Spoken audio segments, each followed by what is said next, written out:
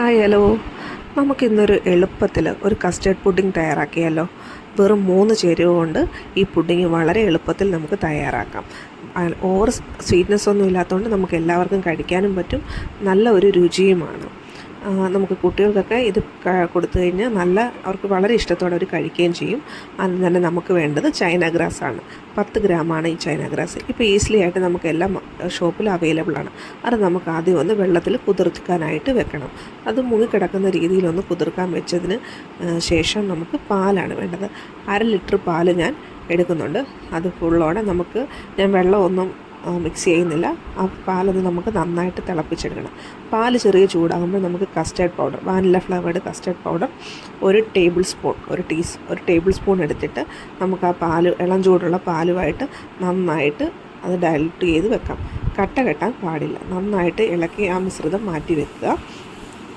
ശേഷം പാല് നന്നായിട്ട് തിളച്ച് വരാൻ വേണ്ടി വെയിറ്റ് ചെയ്യുക. എന്നിട്ട് നമുക്ക് ഈ മിക്സ് അതിലോട്ട് യോജിപ്പിക്കാം. ഒരു കാര്യം നിങ്ങൾ നന്നായി ശ്രദ്ധിക്കണം, ഒട്ടും കട്ട കെട്ടാൻ പാടില്ല.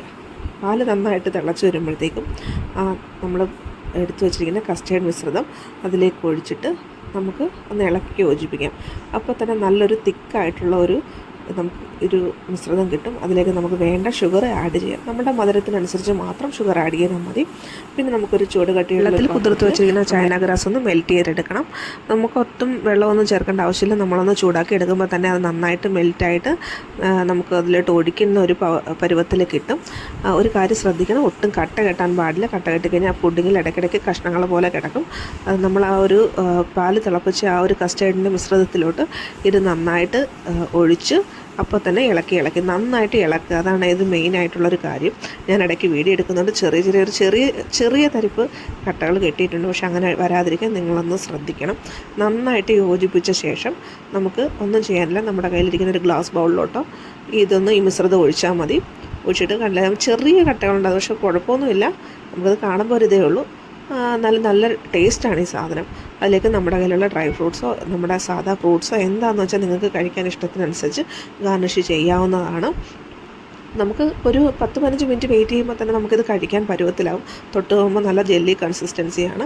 ഇങ്ങനെ കഴിക്കാൻ ഇഷ്ടമല്ലാത്തവർക്ക് നമുക്ക് ഫ്രിഡ്ജിൽ വെച്ചിട്ട് ഒരു 3-4 മണിക്കൂറിന് ശേഷം കഴിക്കാം.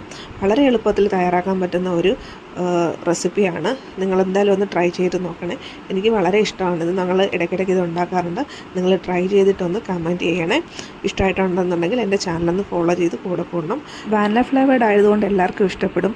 ഇതിങ്ങനെ കട്ട് ചെയ്യുമ്പോൾ തന്നെ നല്ലൊരു രസമാണ്. കുട്ടികൾക്ക് വളരെ നന്നായിട്ട് ഇഷ്ടപ്പെടും. ഈ ഒരു ജെല്ലി കൺസിസ്റ്റൻറ്റ്, ഈ ഒരു ഗുളുഗുളു പോലെ ഇരിക്കുന്നുണ്ട്. നമുക്ക് വായിലിട്ട് നല്ല പെട്ടെന്ന് അലിഞ്ഞു പോകുന്ന ഒരു ഇതാണ്. നിങ്ങൾ എന്തായാലും മസ്റ്റ് ട്രൈ ആയിട്ട് ഉണ്ടാക്കി നോക്കിയിട്ട് എനിക്ക് കമൻറ്റ് ചെയ്യണേ. Okay, bye, thank U.